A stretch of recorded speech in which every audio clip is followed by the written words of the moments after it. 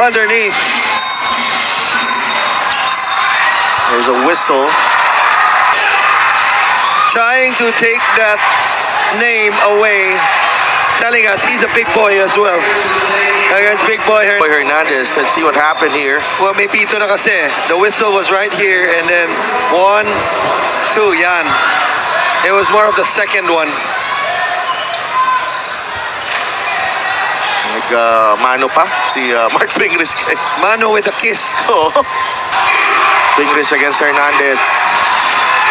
Pinoy Sakuragi, basket plus the foul. Just use this senior card to say, give it to me on the post. And they do. Hernandez fouls out. Pingris at the line. Could not complete the three-point play. 2 free throws ngayon. And sabay turo sa kanyang misis. Electrifying crowd like this one. Capped off. Tignan nyo kung gaano kaingay ang crowd dito. 9 points, Maestre and Ruaya. Sarao as well.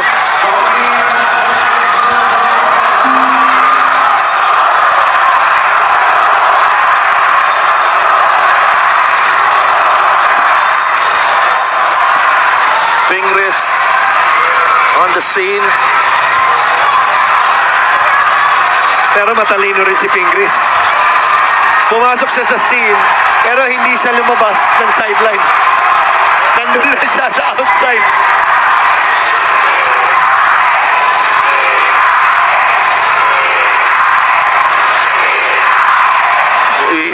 We still have the fourth quarter, ladies and gentlemen.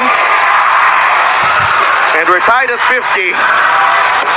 And it's already 10 in the evening. Ito, kahit gabi na, minamasahe pa rin. Ito si Mark Pingris. Nagsasorry siya kay Danica. Si Danica. Pinapauwi siya eh. Oh, dapat mapakita yan, no? Pinapauwi siya. Pinapauwi na siya eh. Oo. Sinamahan pa siya dito ah. Oo. By the way, si Danica yung naka-light na clothing, no? Kamukha lang po yung katabi niya. Sino nga ba yun? Nakaitim? Kichong, Alonte.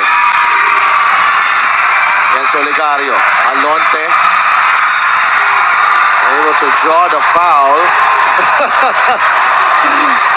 The referee Jovit Okfemia. You're convinced that it's if they want to challenge, do they have time to challenge it? They did not challenge it. If you were so convinced,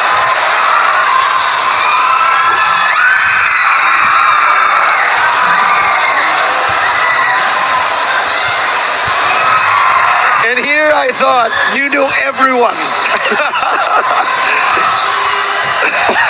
pang ano na yan, pang Gen Z na yan eh. That's Lois Andalo. Oh my By God. the way, Opportunities. Imagine losing.